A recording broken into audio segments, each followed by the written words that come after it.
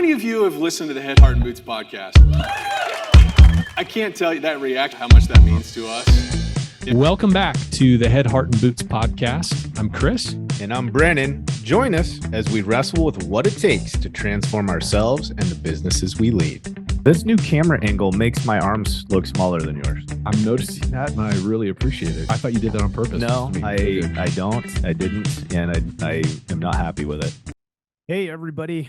Thanks for joining me for another episode of Head, Heart, and Boots. You will notice, if you're watching this on YouTube to my left, that I am partnerless today. So this is a solo show. Our really great guest, though. An interesting guest, veteran in the house, which is always fun, obviously based on my background and my connection to the military. It's always fun to share some time and experience with not just a veteran, but a veteran that I respect and clearly somebody that's super capable. So before we get into the introduction of Rod and kind of a brief on his background, I just want to take a couple moments, as usual, to thank our sponsors and our partners. Obviously, without them, we wouldn't be able to do this show. And as you guys know, it's a labor of love, but it's also just a really great opportunity for us to share some insights and perspectives with the industry at large. So first and foremost, I want to thank Liftify. As you guys know, Liftify.com, just laser focused on helping you and your teams dial in your Google review process to ensure you're just getting lots of 5-star Google reviews, that you're getting them often, and that you're getting them consistently. All the teams that we've worked with that have adopted Liftify as part of their process have seen massive gains. Again, that team producing somewhere north of 20 to 25% participation and return on those Google reviews. And that obviously just skyrockets our SEO activity and our natural organic rankings. And at the end of the day, it's really fun to be able to show our teams how they're winning and we're being able to recognize them for that. Our other partner, AnswerForce, answerforce.com/floodlight. As you guys know, it is mission critical for us to capture the attention and hold their hand and do an awesome introduction to somebody meeting our team for the first time. And all of that often happens when they call in with that immediate need. And so with a call support team like answerforce.com, their ability to customize that call intake process to align that with what is happening naturally within your organization, ensuring that that handoff is systematic, that it's consistent, and that it's professional. So it's just so mission critical. Don't leave that call intake process to chance. Make sure that we're doing something that makes it consistent and awesome so that that first experience to that prospect or that client sets them off on a really solid footing with you and your team. And obviously, there's a ton of different ways for you to leverage a partner like that, covering certain types of extended leave, covering us in storm surge events or CAT events where that call intake just, spikes. Lots of real good reasons for us to partner with a team like AnswerForce. And one of the coolest things about them, as you guys have heard us talk about, is the fact that you just tune it up and tune it down based on your need. There's no long-term contract where you're just spending ad nauseum without seeing the benefit, or that you're just stuck in a pay window that doesn't actually match the need of the business in that moment. And so another highlight there that we like to pinpoint. And last and certainly not least, our friend Michelle over at CNR Magazine. As our premier media partner, she's just been a great friend to us. She supported our team in so many really tangible and great ways. And honestly, that just translates to the industry. We always make the joke that, that her team is just a friend to the business, a friend to the industry. And it's true. She really does see this as something where she's playing a major role in giving us up-to-date information, keeping us in the know, and keeping us, or I guess should say, continuing to provide, some really great benefits to our teams and our team members. So again, CNR Magazine, guys, get signed up. Make sure that you're following them and their team and all the media relevant to our industry that they pump out on a consistent basis. Okay, guys. So Rod Cruce, Trifecta Growth Institute is the name of his organization. At the end of the day, this man is a 20-year Special Forces veteran. Obviously, there's so much that we can correlate there in terms of what someone like this brings to the table and how the conversation can benefit you guys as the listener. But not only did he have a robust career in special operations, but then post that he's done everything from big government contracts to oil and gas company projects and support overseas as an independent defense contractor. And then ultimately, he had a hugely successful restoration company that really was identified as a top tier organization, not just in their service delivery, but their kind of people that they had in their roster and how they took care of their people.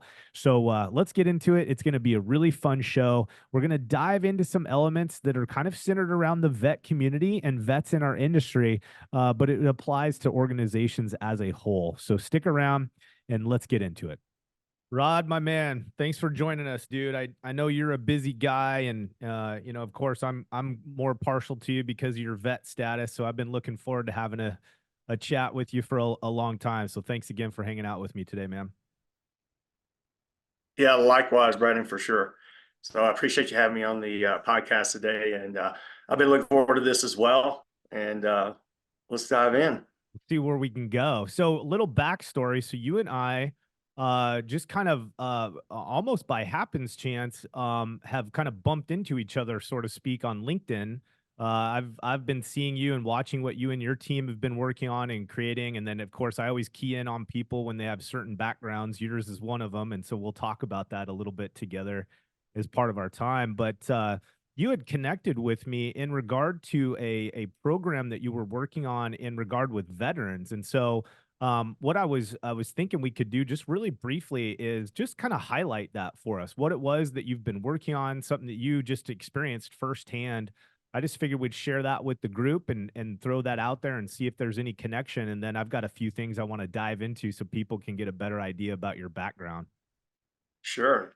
Yeah, when I reached out to you, I saw that you were a veteran as well, and we'd been bumping in a couple of times. I think we were even at the core conference, but we didn't get a chance to connect at that time. But one of the things that we're supporting is the veterans, and different programs within that. And one of those is a play called Last Out that was written by an SF brother of mine named Scott Mann, and it's really an powerful play. And Gary Sinise Foundation picked it up last year, and they were in over 30 something cities. And it's really about telling the story of an eulogy of a Green Beret and all the things they had to deal with, from family to the job to being overseas and that. And so he's using that to that play is used for storytelling. And a lot of veterans have some good stories to tell, and they trying to get some things off their chest, and that's one of the things that that play does. And it is, if the 2024 schedule has not come out this year, but it is a very moving play, and it really connects and tells a good story to those civilians more than anything else, who have never served in the military, and what kind of challenges that that military people had to deal with overseas. Yeah, the thing I kind of picked up on, you were describing it yesterday. We were having a conversation. You were describing your experience actually watching it, how it really did a good job of kind of connecting the different perspectives of those, right? The families, the vets themselves, like these multiple stakeholders, if you will, right, that are Right. engaged or in this sphere of relationship around this veteran. And so that really was interesting to me. So it makes total sense that, like, if a civilian, whether you be a partner, spouse, family member, or maybe a potential employee, man, it sounded like participating in that and watching that could really give you a lot more clarity about that particular person in your sphere, so that we can all do a better job of supporting them and understanding them. Yeah, absolutely. I mean, even here thinking about it, and when I went to the play for the first time, it's the chill bumps you get with it, because it does connect a lot of dots. And after the show, there's a piece where they allow people in the audience to be able to share what they felt during that play. And you get one that resonates with me really well is a guy got up and he says, he goes, I came to this last night with some buddies of mine. We had no idea what it was going to do, but it moved me so much. I've got 20 of my family members here with me right now and people that I work with because this play tells them what I've been trying to tell them for 20 years. Wow. And I was like, man, that is huge, to be, and then it's just, you just hear that story after story after story from someone else. And then you've got civilians there. And, there was one civilian said, we hire a lot of veterans and man, this is so enlightening about how much they can handle and how much, I mean, because as well as I do from in the military, you know, the difference between a civilian job and a military job is you don't have defined parameters of what you're doing for your duties. A Yeah. lot of times I mean, it's what needs to get done Yeah. is what you're doing with it. So, huge benefit for people that hire veterans and bring them into their organization. I think a lot of times they don't maximize that strength to their ability even. Well, and I think that's a great kind of some foreshadowing for today's chat is you and I talked about wanting to dive into that a little bit, the value of Yeah, veterans in our industry specifically and what we can do to take better care of them if they're already on our team. So we're certainly going to dive into that. And I think there's going to be a lot of pretty meaningful pieces there for people to pay attention to. One of the things I just want to do right out of the gate, and again, I know you're a professional warrior, and so I know you're not looking for the limelight on this, but I think it's valuable for people to understand your background before we get into some of the pieces that you and I want to talk about, because it just validates why your opinion matters and why your voice today makes a lot of sense for us all to pause for a moment and pay attention to. And as part of that, kind of to set the stage, is you and I were just talking about this really interesting thing that happens when we look at veterans and we watch things like movies with special operations teams doing what they do, and they're successful at these unbelievable odds. Everything's stacked against them. They don't have the tools and resources, right? They're taking over objectives with dental floss and toothpicks. And I think we miss the greater picture, and that's under the surface. There was so much work and development and prep that goes in to help make sure that a team can be successful when things don't go the way they planned. And that obviously fits well for us as business leaders and business owners. And so we're going to get into that. So anyways, man, I'm sorry. Why don't we take us back, dude? What did it look like as a young man when you first got into the military, and just kind of walk us through that military career so everybody has some insight as to who you are and what you're bringing to this conversation. Sure. I grew up in Tennessee and my dad was a farmer and a truck driver.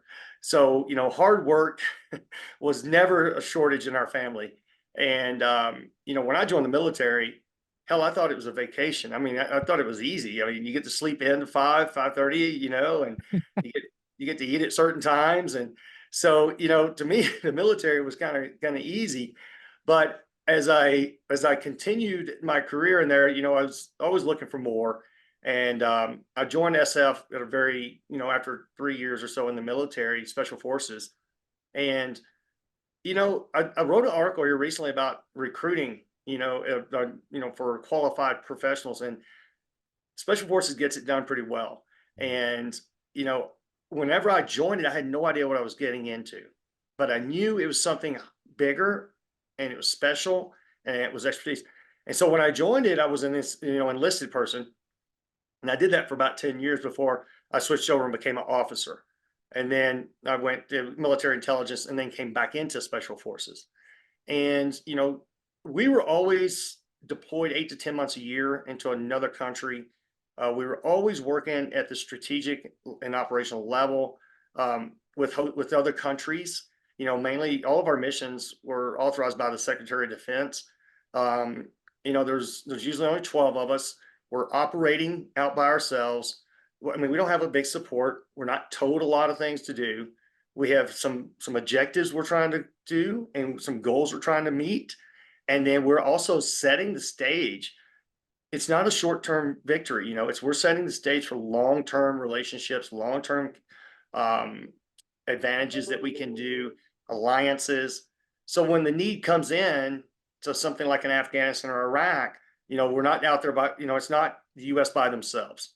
And so, there's many different missions that we did that, a lot of people think special forces, they think it's just combat.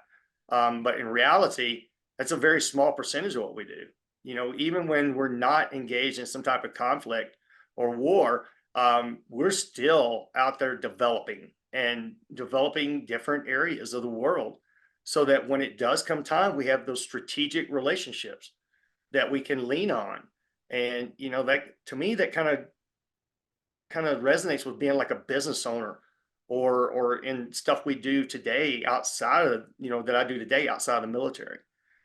So for me, it was, you know, it correlates a lot to what I do today. It's driven me a lot of what I've, you know, who I've become with businesses and influencing people and you know, we have a saying in special forces where we want to win the hearts and minds of those we're working with, Yeah. and we also have a culture that we want to create, you know, and so you know, it's one of those things that it's so good for me coming out of Tennessee as a country farm boy and truck driver, son of a truck driver, and then going into an organization like that that opened my eyes to the world. And you know, after being in about 40 something different countries, and you see the differences in cultures, you see the differences in a first world versus a third world country, and then how individuals in those countries are suffering, or you know, and then you come back to the states and you hear it all the time. I mean, these first world problems we have, you know, it really is not an understatement. It is a truth. It is a first world problem we're having, opposed to a lot of people in other countries that are having some major issues. You know, there was a couple things that you tagged there that I want to dig back into. And just to kind of set the stage, you know, there was something really interesting when you described your entry into the SF or special operations was this, you know, you saw out of the gate, this was something bigger than you, that it was something special. There was a bit of FOMO related to it, right? Not everyone's going to make it. And I think what's interesting there, I'm setting the stage is there's something that we can do with our organizations when we build them in such a way that we do what we say, we're consistent, and we support our people in the right way. We can give that impression of our companies as well.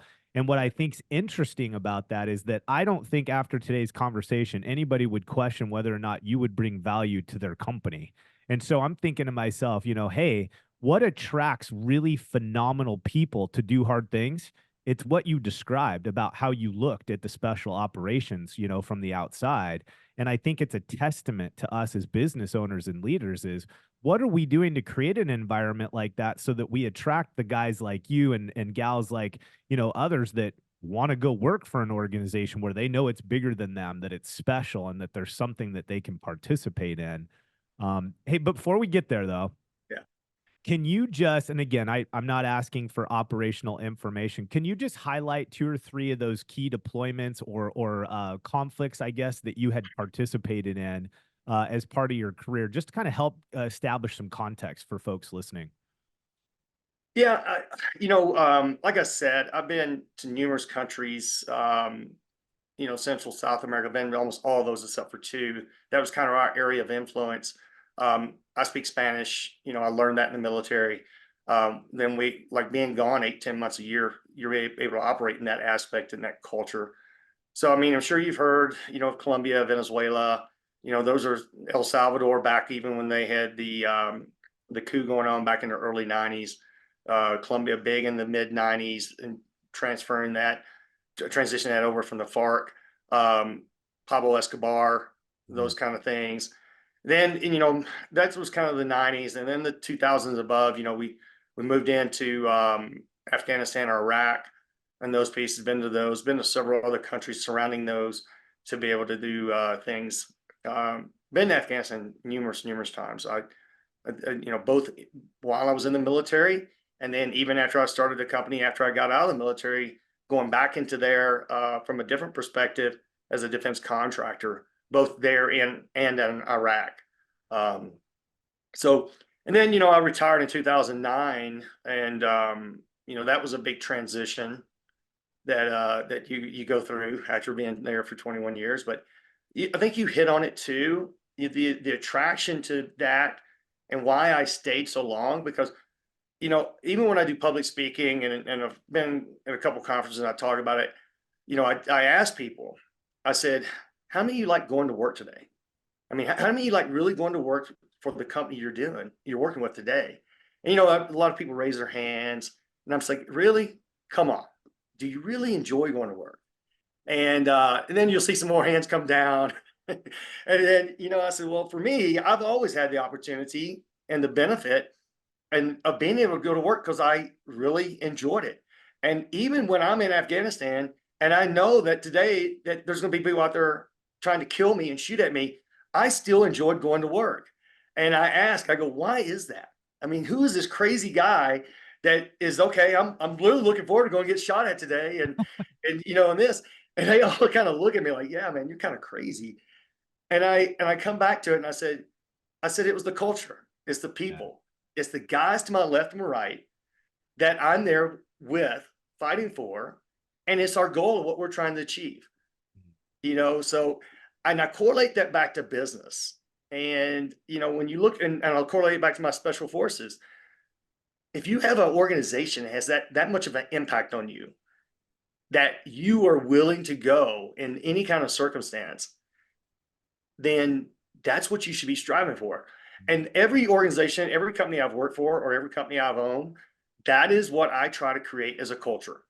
I want that same type of culture I had when I was on a special forces A team, that everybody wanted to go to work. Everybody showed up, even when they're tired, hungry, cold, wet, whatever you want to call it.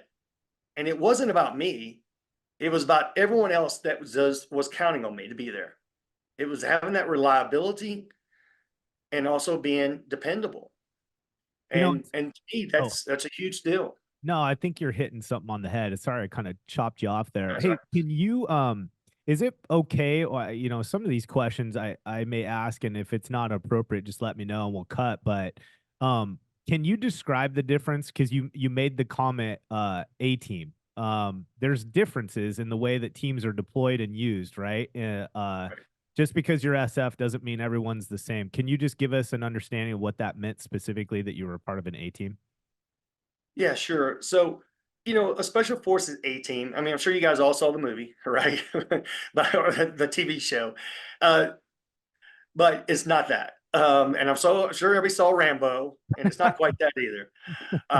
You know, Special Forces A team is 12 people, 12 guys, back when I was serving in that piece of it. And, you know, you have a commander, you have an assistant commander, you know, which could be like a business owner or their general manager, executive leadership. Then you had a team sergeant, which is kind of your guy that is making sure all the stuff is taking place. You know, it's your integrator per Yep. se. And then you have an intelligence NCO there who's big on trying to get intelligence for you to be able to develop your missions and create your operations. And then you've got two weapons guys. You've got two engineers, demolition experts as well. They can build business. You know, they build bridges, they build schools, they can build hospitals. They do all kinds of stuff. Amazing people. I was an engineer, by the way. No, You're but partial to it. yeah, a little bias there maybe. And then you got two communication specialists, because when you can imagine, if you're overseas, operate in the jungles or in the desert, you got to be able to communicate. And then you've got two medical personnel on it. So it's a 12-person team, very tight knit. And you know, they're to be able to be on that, they have went through some extensive training and professional development. And that is what makes them so good, because they have been trained and they've been, you know, invested in throughout. You know, I mean, the training itself is over, I think, you know, for some people, it's over 2 years long for medics. And, you know, you go through this selection process, which is about 30 days or so. And like when I went through, it was like 569, 572 of us that went through, and 69 were selected. Yeah. And after that 69, then you get divided up to go into your training. And out of that 69, 7 of us made it. Jeez. So the attrition rate's pretty high there. Pretty high. So From 560 to 7. Yeah, I'd say that's yeah. pretty. And then from there, you finish your training, and then you go into this A team, which is what I was explaining. And that A team is a tactical operational element. You know, they are being used, but they're used strategically. It's not like being a regular military or a regular organization. I mean, you're a highly, highly developed and strategic asset that's being used. Then you have other ones that you have what you call your B team and your C team, and those are the ones who support them while they're gone. And sometimes even the B team will deploy in things like in other areas, and that's a company level. And then you have your battalion level who has all your different other logistical and support elements in there supporting them.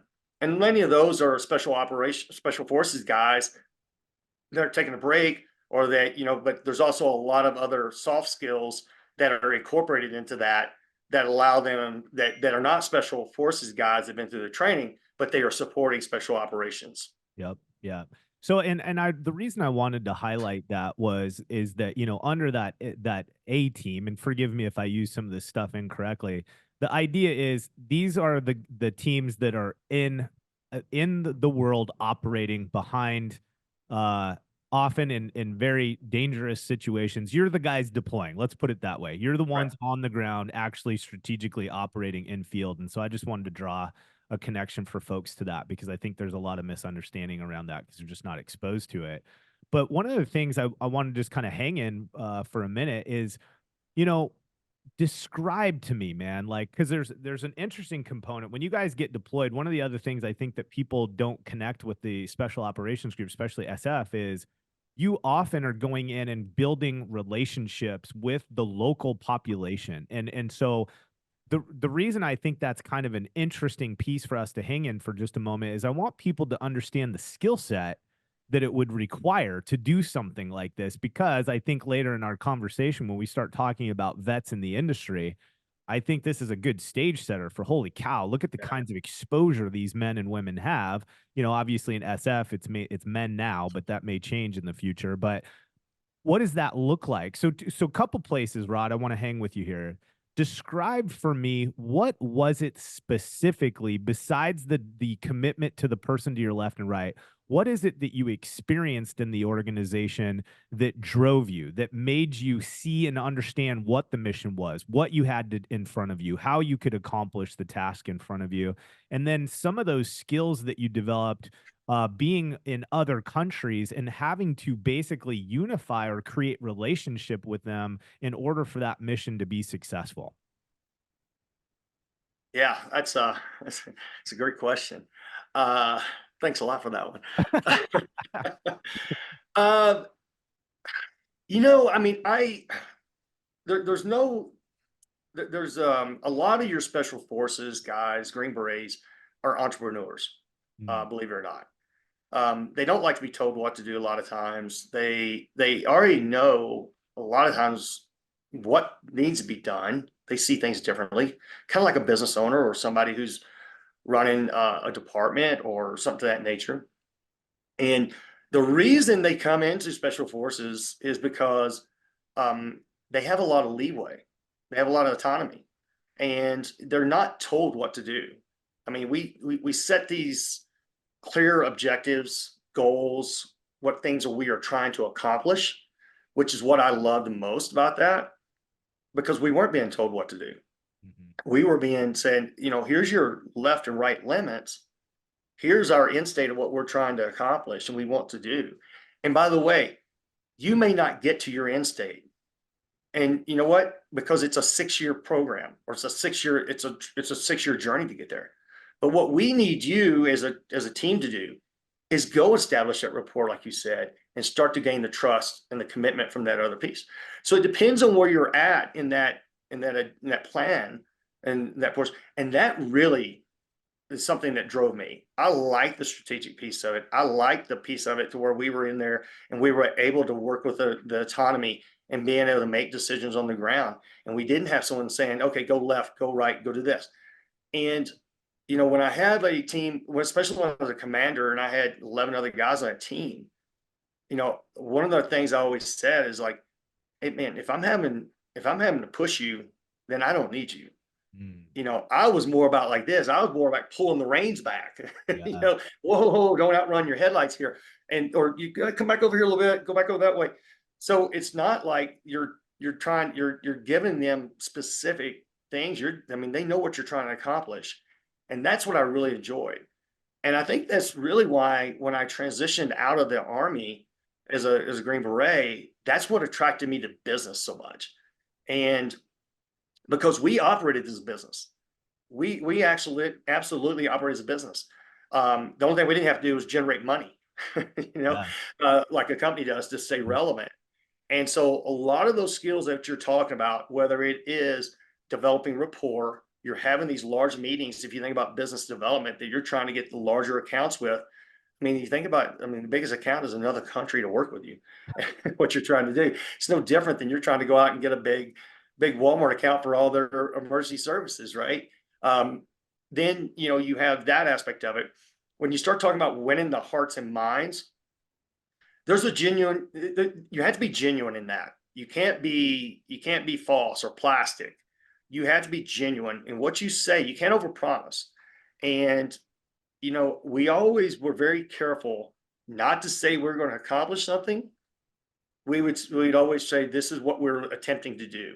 And so you don't want to overpromise something and then under deliver because you lost your opportunity to gain that bit of trust. And that correlates to a lot of customers and customer service that we deal with in today. You 100%. want to under promise, over deliver, but you also want to win the hearts and minds. And you think about the first time you come in to meet a customer, you haven't met them, you don't know them. Hopefully your reputation and image has perceived you or perceived you before you arrive because you've done a great job of that. But even then, you still have to establish that rapport. And until you establish that rapport, you're gonna still be looked at differently. Yeah. And so, that doesn't, sometimes that can happen, if we're talking about a disaster issue, that happens very quickly because now then you're the hero. You're coming in, they just want that pain to stop, whether it's the water on the floor or there's something like that, then that's your best opportunity to do that. And that's what we would do a lot of times. We would come in and we establish that rapport by bringing something to bringing something of value to them. And so that way you get a little foot in the door. And then when you get the foot in the door, now you kind of wiggle your way in, but that is earned over time. And so that's a huge skill set that has to be done because otherwise, you're in another country, you have a very you have to be very resourceful because you don't have all the support backing and everything else that you would in the States.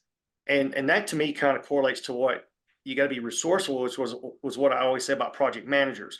They've got to be resourceful because a lot of times you don't have everything at your disposal, what you're looking for. And so, that's another skill set. And then the other one is critical thinking. You got to be able to think on your feet and, you have a plan. And that's one of the things that drives me crazy in this industry is I see so many people that don't have a plan on how they're getting their projects done, and it just cripples them. And, we would always have a plan of what we were doing, and we would isolate and develop that plan. And then we would go to implement it, and there would be things that would change on it by all means. And so you got to have some contingencies and you got to have some indicators that let you know that, but if you understand that, now then you're able to be very adaptable.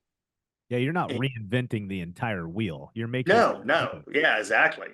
If you did your job on the front end, you're just tweaking it a little bit. Yeah. Yeah.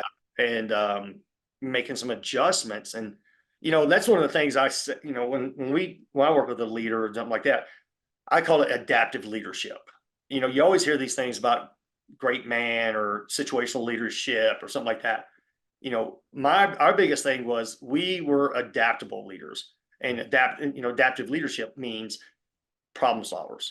Yeah. And that is a huge skill set. You got to be able to deal with problems. And a lot of that deals with conflict or different situations and understanding negotiations, all of those kind of things is huge, to do that. So those are some of the skills that are transferable to the civilian sector. Yeah, 100%. There's just kind of a couple ideas I think I had as you were walking through that. It was interesting and you've highlighted this a couple different times. There's clarity around the commander's intent, right? You call it end state, but it's that idea of we know what's the win? What does the win look like?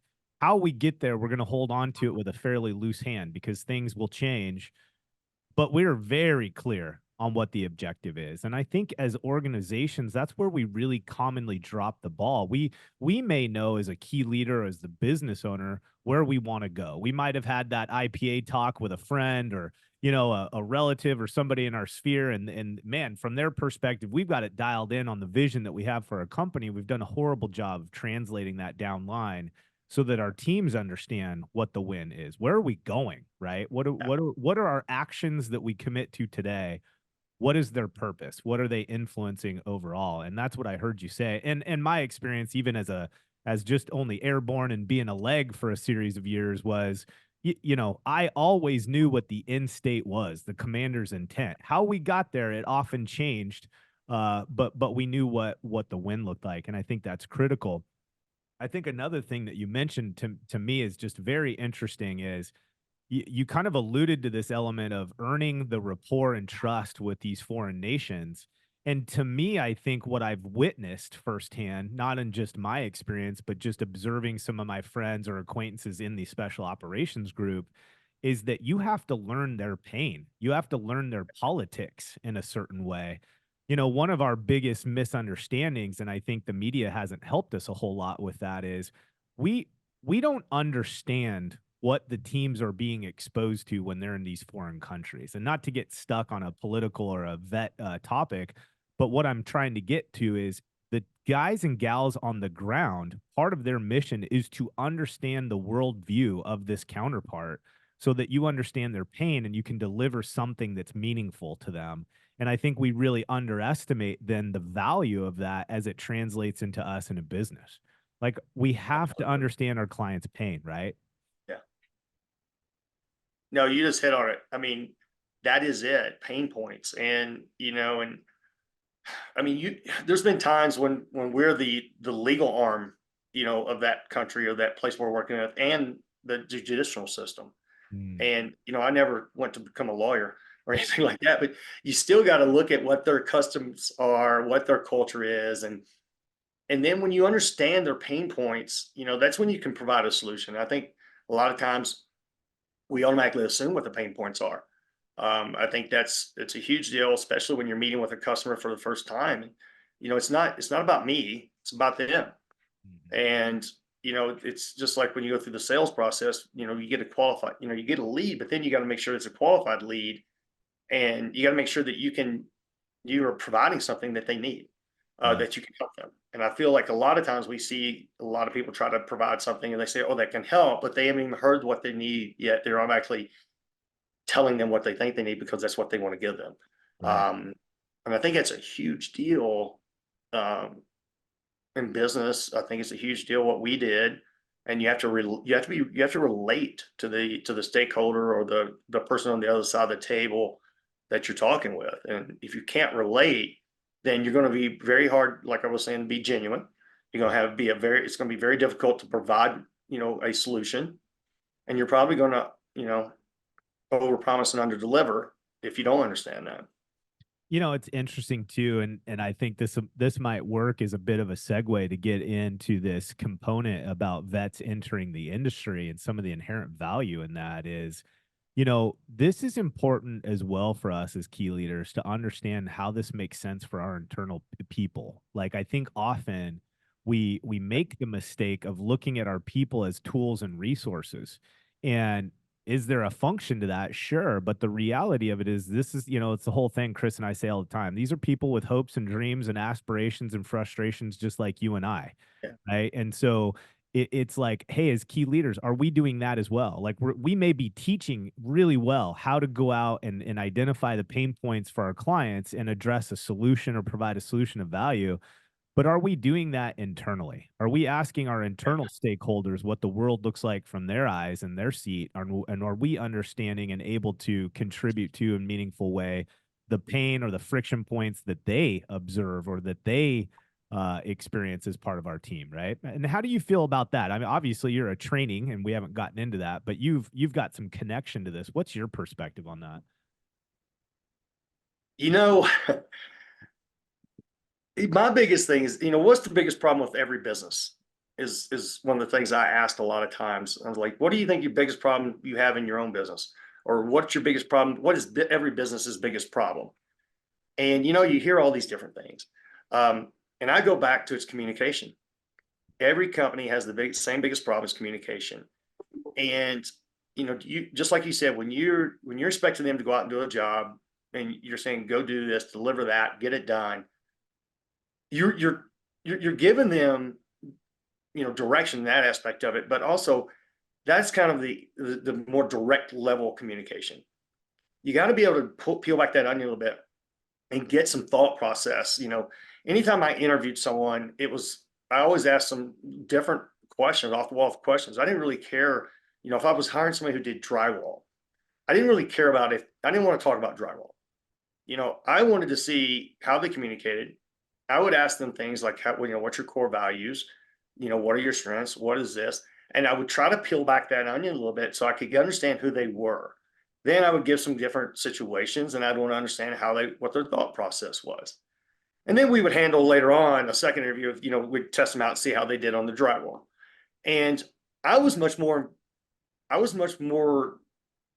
worried about the first pieces of that more than I was anything about if they could repair drywall or not. Because then if I understood that they had their thought process, they could communicate and what they had to bring to the table as a value, to me, that was much more beneficial.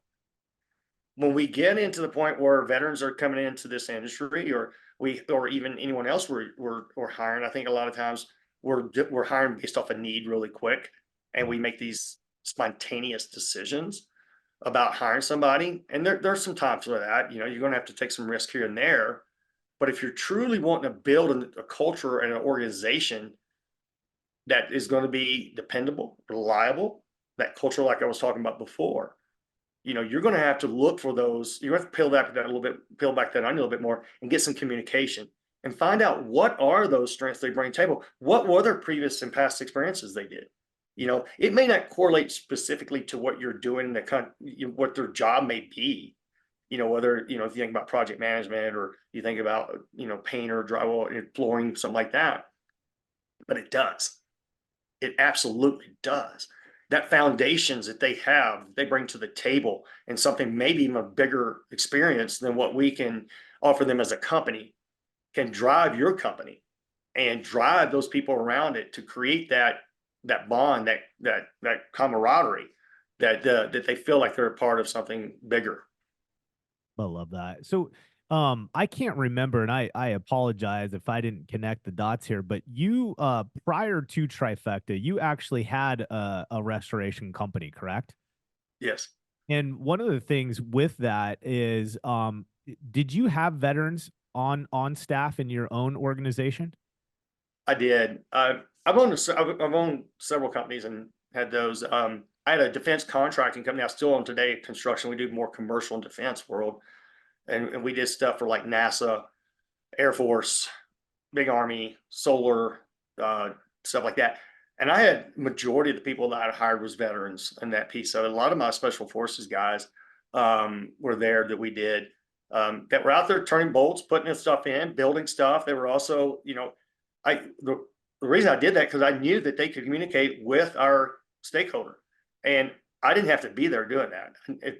And so, yeah, I hired veterans all about that. And then even programs we run, where they're independent contractors, ton of veterans there we've hired to go overseas. And like we've provided project managers in Afghanistan where we built power plants, put in solar systems, put in base light, all kinds of construction pieces right there. And I put all veterans in there because I knew they could get the job done. I didn't have to give them much leeway. When I bought a failing restoration company, they had no veterans in there. They had a couple before, but they weren't there anymore because they left because the culture was bad. And so when I bought it, we started putting in some veterans of that piece of it. And it wasn't like I was going out looking for veterans, but we were trying to attract them from that piece of it. And so we brought in, I brought in people that had never been in the construction world before, taught them project management, taught them how to estimate, put them with somebody, with industry experience and created that skill set for them. But, we would always look to hire veterans if we could. And we even did some programs with the military to bring them over to transfer them directly. Yeah, I want to hang on this for a minute because I just feel like there is a major part of the success that I've had in this industry that I can point back directly to the experience that I had while I was in the military. There's just something interesting about somebody that's been in the military in terms of creating confidence and competence. I think was that a term you used yesterday, or was that somebody else we were talking to? I've used it before. I don't know if I used it yesterday or not. I'm going to attribute it to you. So any of this idea of confidence and competence, right, is being a primary responsibility to us as employers, like to ensure that we create that in our teams.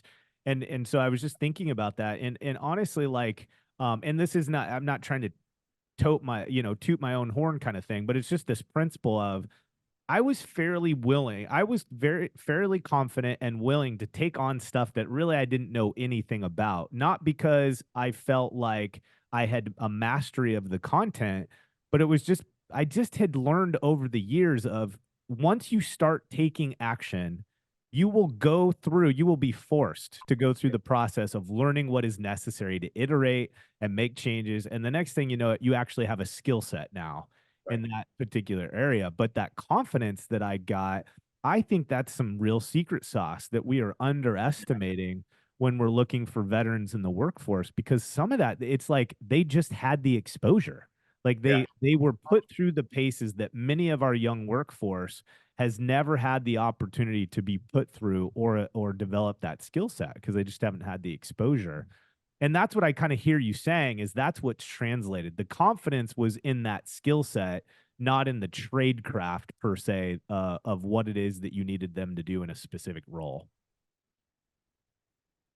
Yeah, absolutely. And if you think about someone who has been in the military, let's say even 4 or 5 years, let's say they do one enlistment or one contract with that piece of it, and they get out and they have that honorable discharge.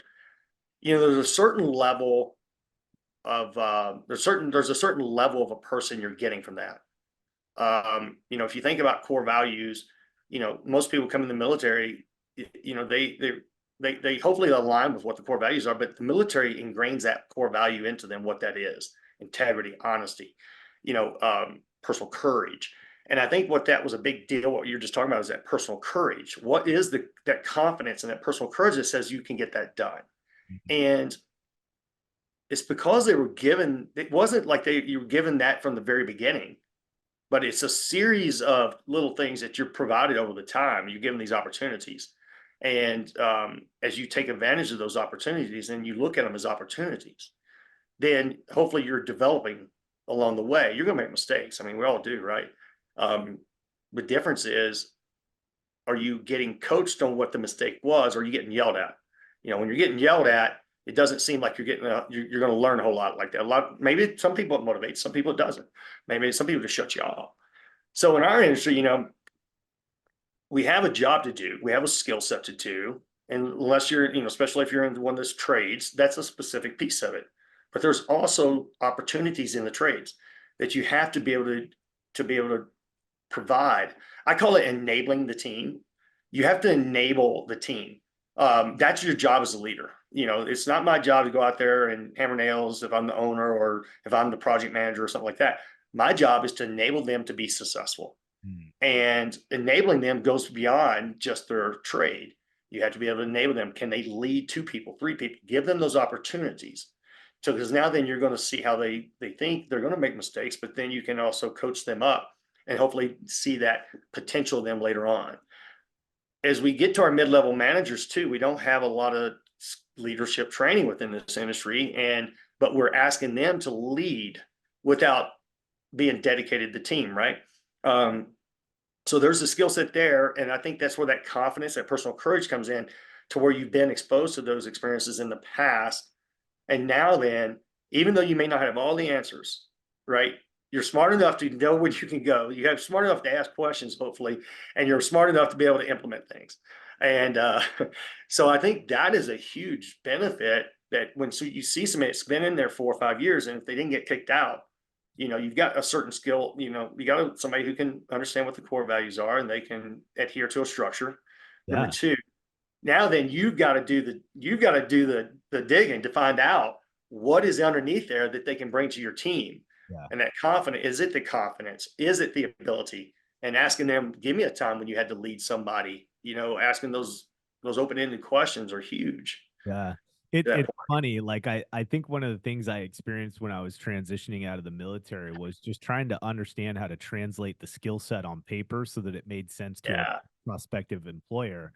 And I think that, if it sucked, it felt Yeah. like crap, if I'm honest. I had given 8 years of my life to something, and it was very difficult for me to put on paper other than I shot stuff. Like what Yeah. what did what did you do? Like how do you articulate that skill set transfer? And I think the reality of it is, if when I, looking back, if I were to kind of try to articulate what I think generically many vets leaving the service have is, we put a lot of weight, for example, on somebody that might come with an MBA or at least a Right. 4-year degree from a college or an educational institution. I think the interesting thing about that is it's all the book. It's all book learning. There's no translation into action. And I think one of the things that's so special about the armed forces is their training is centered around a skill set transfer. And the way that they create that is they create it by merging some limited academic exposure, just enough to do the trick. And then it's iterating, it's the practicing, it's the doing, it's the getting your hands Yeah. on the process and executing on it where they get the gains. And I think for most organizations, that's a very difficult thing to implement Yeah. in our own organizations. So the fact that somebody after a 3 or 4 year enlistment, and again, I'm biased, especially take a look at the infantry, because it on paper it may be one of the hardest ones to translate into a skill set. But if you want to see the youngest people getting exposed to the most complex things, it's actually in the armed or in the combat arms. Those young people that get exposed to frontline activity. Anyways, I'll land the plane here. Is this the point is they've had 3 to 4 years of exposure of both an academic exposure, but really integration into skill set adoption because they're practicing that craft.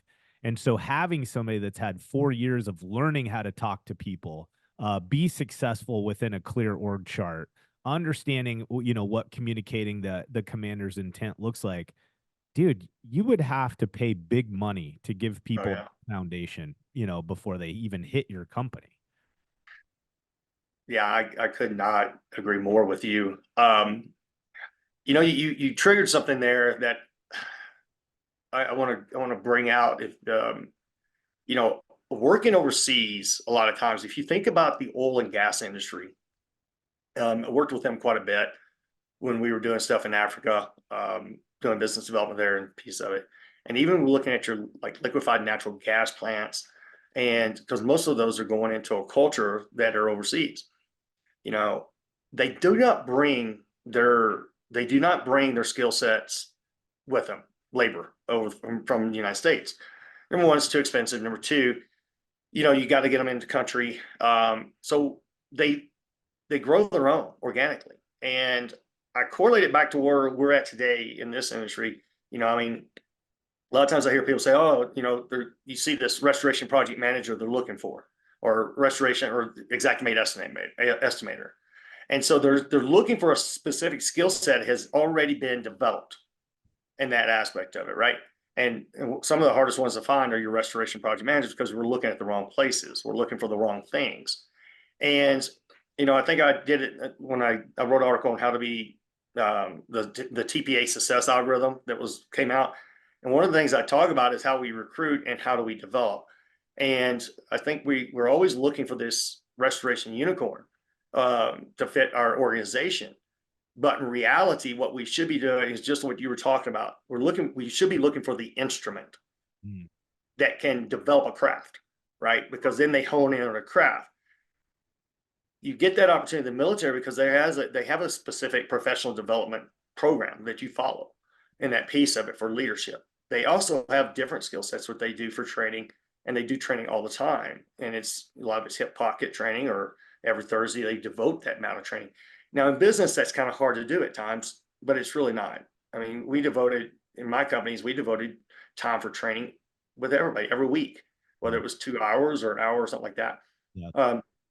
whether it's e-learning or trying to get, I remember talking to people and I said, hey, I want you to take this course and I want you to develop this skill set and I want you to kind of come back and let's talk about what that meant to you. Yeah. Oil and gas industries did this very well. They bring in somebody that's going to run the project and everything else overseas. Then they start to recruit within the local area.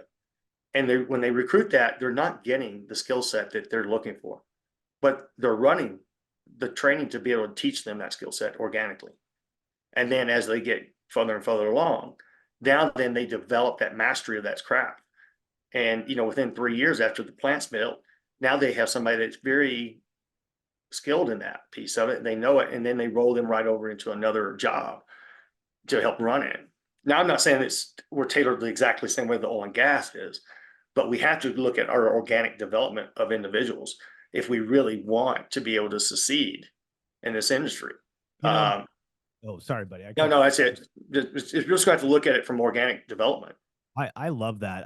It's interesting because I think where a lot of companies get high centered on that topic is they start looking at it from a cost perspective. Yes. And they look at it as cost associated with, I've got 15 MIT techs on the clock this morning at 7:30, and I'm just really concerned about my payroll spend over the next hour when I keep these guys or gals in a room and we talk about some of these training concepts and things like that. And what's interesting about that is we do not take note at all of the opportunity cost that's on the other side of that equation. And in most cases, if we take a moment to break that down, you identify actually in measurable numbers that it's way higher than the payroll spend you would have had of just doing the training. I also think about that like, we work with teams often and, no one in the roster, they may have the knowledge inside the team, but no one has the time. Meaning there is no dedicated trainer, as an example, in the organization. And granted, if you're a 10-person team, we probably do not have the resources, right, for that. But let's just do the math here. Let's say, for instance, in my organization, regardless of the size, I was going to pay a trainer, someone on my staff that really likes to empower and educate people and share their experience, $100,000 a year. Okay. $100,000. How much, let's say, in our GP gains? What if I gained 0.5% on average across all my jobs because of that training? What if I reduced the lead time it took for a brand new mitigation tech to go from cost to production, right? A producer on my staff. What if I cut that down by 3 weeks? How much of that $100,000 have I ate up? Like, I think we get challenged with a spend because we're not doing a good job of analyzing what the real cost we're already paying for not properly training our staff. And I think if we do that, if we take some time to think through that, we'll realize we actually should be investing more intentionally there, and that the cost for us in the long term is actually far less than what we're already spending based on opportunity cost. How's that hit you when I say something like that? I mean, you're speaking my language. I mean, our motto is growing businesses by growing people. And that's our big why. And growing your people grows your business. That's the bottom line. You just the internal growth, it's the external growth. And if you think about if you're investing in someone, and I mean, I can't tell you how many times that people have, that employees of mine came back and said, really, really appreciate you sending me that training or doing that with us. Because now then you're investing in them, and that creates that trust as well and commitment. And it goes back to establishing that rapport. And when you can do that and you can show that you have a genuine interest in someone else's development and also their career, and you're willing to take that chance on them. Now, there will be people that leave. Okay. And that's where I hear a lot of people that tell me, oh, why am I going to invest this training for them just to go ahead and leave? Yeah. You know what? You're investing that training because that is who you are. And that is what your organization is about. You're about professionally developing your team. Now, you may have someone leave, but if you continually take that thought process in a professional development strategy, think about all the people that don't leave. Think about all the other money they're going to make you whenever they're out there talking to that customer, and they are communicating what you have communicated to them, or they're taking, or they're being that adaptive individual, because now then you can't train them to respond to every situation. But if you have the background of training and they can understand the concepts of that and that aspect of it, then they can represent your company that may save you money that you don't even know that you're losing yet. So like kind of what you were expounded on. Yeah. And yeah, exactly. And then how many times can I internally reduce my spend on that portion of it? And I mean, that's why I think everybody needs to understand that they're all a salesperson within your company. They're all a negotiator within your company at some point. There may be a time when they don't that it's above their abilities or capabilities. And then the biggest thing you really don't want them doing is making a decision. You want them to be able to say, hey, you know what, let me that's not for me, but I can get you in the right place. Yeah. And you don't get that unless you train, unless you teach them. Yeah. One of the things we did as special forces that made us so successful is we always trained in situations that was bizarre. Things that the biggest way we could create something that may or may not happen, the probability may be very minimal, but as you can adapt to each one of those situations, then you take it the way it is. That's the heart of being a crisis manager, and that piece of it, because you have put yourself in every situation you possibly think of, and you go see how would we do this? How would we handle it? And if you don't do that with your team, and you can expound off certain situations, you got to be able to do those lessons learned. Yeah. That's the same thing as training.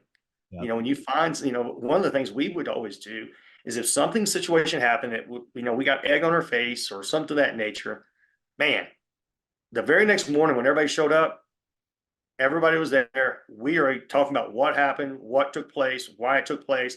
When we were engaging everyone in there, what would you have done? What would you have done? And we're trying to get those involvement, because now then if they're ever in that situation again, they have something to pull back from. Yeah. If we don't do that, then how the hell are they going to know? Right. That's not you're just going to push it on a rug. I think that's I mean, that's the lowest level of professional development and training right there, and developing your people. Yeah, I think one of the things that you pointed out there, Rod, which is really important, is an investment on the soft skills. Yeah. It's not just the shooting, right? It's the Right.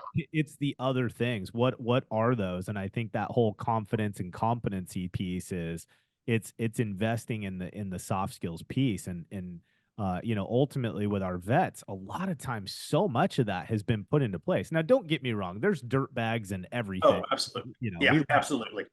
we had plenty of guys and gals, in the military where I wouldn't hire them if somebody paid me, but in broad strokes, it is so common in that group of folks for you to have a lot of these foundations already laid. So a couple things I just want to kind of summarize as we go through this, and then I want to shift a little bit, and kind of the last part of our conversation, I want to talk a little bit about the vets that are already on our teams and what we can do to have a better understanding for them, maybe create a better value for them in our companies and just support them. But before we do that, guys, listen, here's just kind of a quick pass at some of the things that I believe that Rod said and that came out as part of this is, I think all of us understand is that vets are already commonly used to working in environments that are high pace, high stress. Okay, so just the fact alone, especially again, if you're talking about combat arms elements in the military, you're going to see a lot of this, but it's really true across the board. So just that alone, I mean, think about the synergy between our industry and how hard we often fight to get a generic civilian to understand the pace we need to operate at.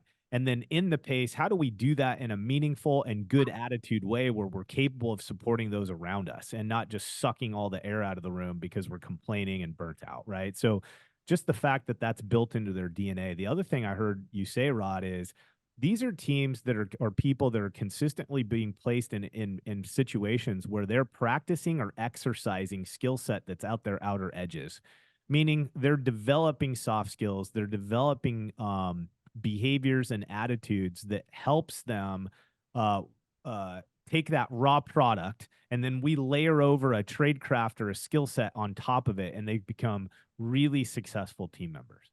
And that's hard to implement. That's hard to do within our own teams. And I think the last part that I hear you say, and this goes all the way back to you describing your time with the teams is, look, these are the kind of people that want to be part of a thing that's bigger than them, a mission. They want to be in a really interesting peer related relationship with those to the left and right of them. And as far as I'm concerned, when I look at the types of companies, even in our own, where we had some success culturally, those were the kind of people I wanted. I wanted them to want to be part of something beyond themselves. Right. And so all of that is what I heard you say is built in commonly to the DNA of vets. And holy cow, what a better fit. Like, these are some people that we should be chasing as restoration employers, because they're the kind of people that can really change our organization for the better. Is there anything you want to add? I try to summarize this stuff because I know people are listening in the cab of their trucks and, coming and going between projects, but is there anything else you want to just layer on that, Rob? No, I think you did a really good summary of that, Brandon. And, the one thing I go back to, the same thing, like what we were talking about before, if you understand what the potential you can get from that. I mean, how much further are you on that development piece of it? And what can be that bleed off that will exude with other people? Yep. But you still have to be real. You have to realize you've got to peel back that onion to kind of get to them to be able to see that. Because like you said, it's very difficult to understand how to translate that coming out of the military into the civilian sector. Yep. And, I think, like you said, hiring $100,000 trainer is not the best thing in the world, because now then what are they training on and what is their limitations? Because now then you're really hiring somebody to schedule training or coordinate training or try to get some other training in there. So having that focus on being a consistent lifelong learner is huge. Picking something that is going to allow you to force multiply. That's another word we use within the special operations is, Yeah. I want one person to be able to develop 10 in some aspects of it, right? When in our case, it was, we were looked at developing over 1,000. Yep. And that's a force multiplier. So find that force multiplier, but you got to peel back that onion to kind of make sure what you're getting with it. But you've also got to ask more thoughtful questions than, how do you repair a drywall? Yeah. So those are, like you said, soft skills. And believe it, most people, even in my life, I would much rather not have to shoot or pull a gun out to do something if I can do it. I've always said I was a 5% stick guy and a 95% carrot guy. Because why would I want to put myself at risk when I don't have to? Why would you want to put your company at risk if you don't have to? Or why would you want to find that force multiplier that's going to develop your culture in your company? And I think you have a head start with what you're talking about, pulling in a veteran at times. Dude, I love that comment. And I just kind of want to highlight that before we move into this last piece of, I'm 5% stick and 95% carrot. I think there's something really cool there for us to take note of if we design our businesses correctly, guys, that should be the lifestyle we live as leaders. 95% of the time we're saying thank you, atta girl, atta boy, great job, we're in alignment, we're winning. There will be the 5%. But if you feel like you're 95% stick in your business and 5% carrot, there is some substantial problems in the business that need your attention. And maybe hiring more vets could potentially help with some of that. I love that. That one's going to stick for me. I might get a t-shirt made with that shit on it. All right, dude, this last piece, and I want to be cognizant of your time. A lot of our industry, it's a blue collar grind. There's a lot of veterans that are already attracted to what we do, and they're already here. They certainly are in our construction environments, but there's a lot of them that have already made their way into our industry, and they're on our teams right now. Let's keep this fairly tight. Can you give me, from your experience and background, Rod, what are the top 3 things as a business owner or employer that we should be doing in order to take the best care of our veterans and really maximize the experience they have with us and us with them if they're already on our team? Aaron, you ask great questions. Thanks, man. I've worked with a lot of organizations. I actually went through a program when I got out of the military called, I think I told you about it yesterday, it was called EBV, and it stood for Entrepreneurs Boot Camp for Veterans. Okay. And, when I transitioned, realized it took me a couple of years to figure out what my skill set was, but, and, started the company, and I was having operational withdrawals and being able to do, I realized I was an entrepreneur. Yeah. And I realized that a lot of times, most of your vets, they have these entrepreneurial, pieces of them that pull out because they were given some leeway, or they given some tasks or some missions in the past that where they had to perform. So I would say, number one, have a conversation with your vet, and just say, what, I'd like to get some really candid feedback from you about what do you see the difference in the company here, that you're us as an organization, versus what you had in the military. Is it better? Is it worse? What was your experiences in the military? What was your experiences here? Is there something that we're doing that is better than what you had there? Or is there something that was being done better there that you don't see happening here? And, I call that cross-pollination. Yeah. Because you're coming from a different industry and you're looking at what you're looking at in your industry. And if you have a vet, you need to ask them. And you know what? Because they are used to being able to, after actions reviews, AARs. You remember that term, right? Yeah. We used to do that all the time when we had a problem job, or even when we would look at our jobs of success. We'd look and see the things on that piece of it.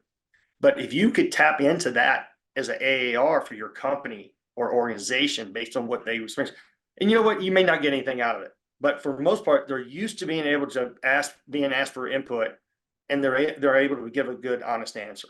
Yeah. But you've got to set that stage. And you know what?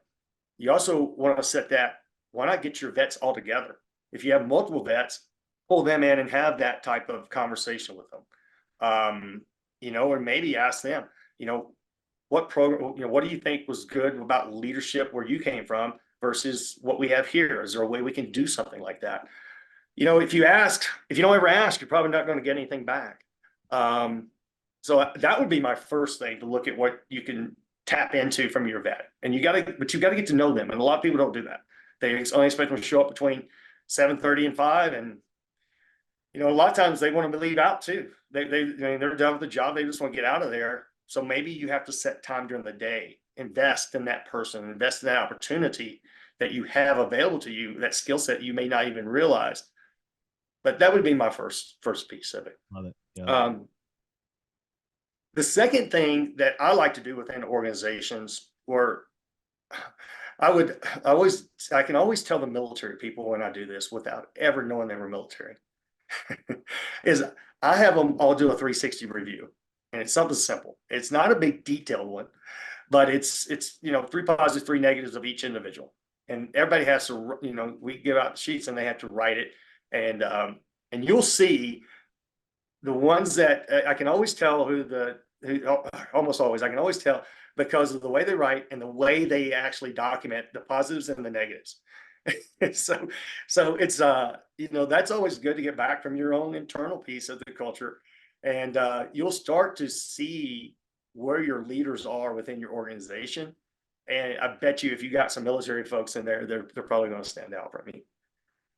And then the third one is look at how you can tap into them to create positive experiences for those around them, and to come up, give them more responsibility. We always had these things called additional duties in the military. I mean, you probably remember that. Yeah. You didn't get paid any more for it. You didn't get paid any less. You always got some candid feedback if you were on the wrong. But you know what? Give them some more responsibility, and give them a project more than what they're just doing. But give it a project that's something that's meaningful and something that's going to help your company grow. And maybe it's sharing their story. Maybe it's sharing something of that nature and that aspect of it. But yeah, I love you think about how do you tap in that resource? Yeah. And you got to have the trust and commitment before you ever do it.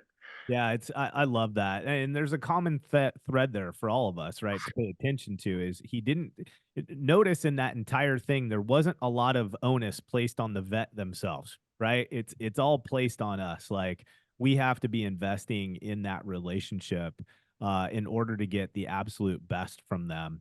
Another thing, I just want to highlight this as an example of something that just makes them great adds to the team that I don't know that we touched on, and that is, going back to that AAR piece. These are team members, and by the way, we love that term, and we actually teach all our consulting clients how to conduct them on a regular basis. They're great, by the way, for implementing change in the company. In that first 30 to 45 days post that change, do a ton of AARs to make sure the behavior is being adopted and it's getting executed. But I love that term. Anyways, my point was is that, military personnel as a whole, again, there's dirt bags and everything, but as a whole, they are really good at looking at their performance post an event. Like, they're just used to doing that for sure in the combat arms.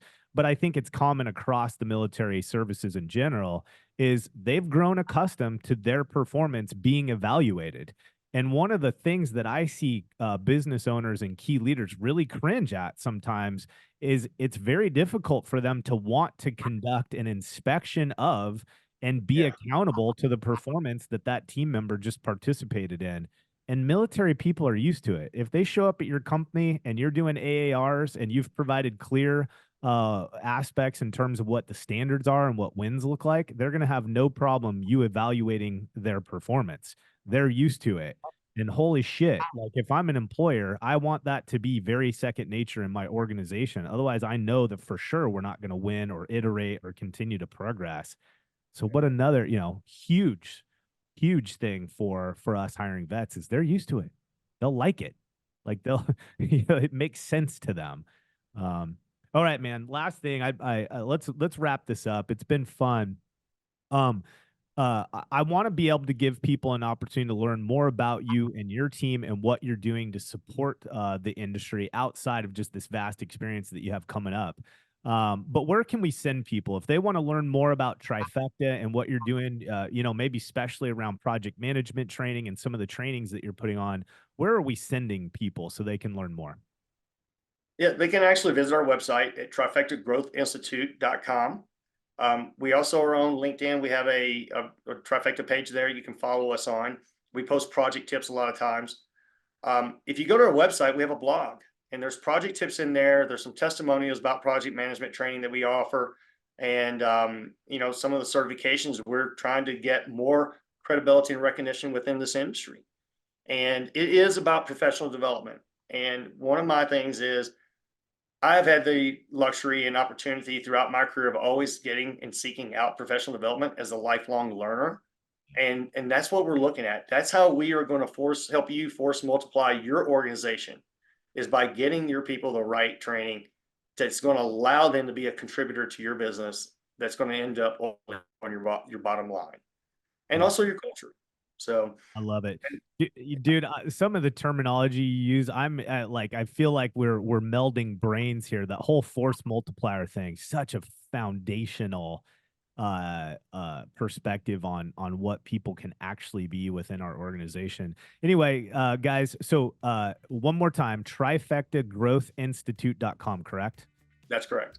Awesome. So check them out. And by the way, we don't know the details yet, but as you could probably get, I'm liking Rod a lot, and we're probably going to look at some potential ways that both Floodlight's team and Trifecta's team can work alongside of each other. So definitely do yourself a favor and check out what Rod's got going on at Trifecta.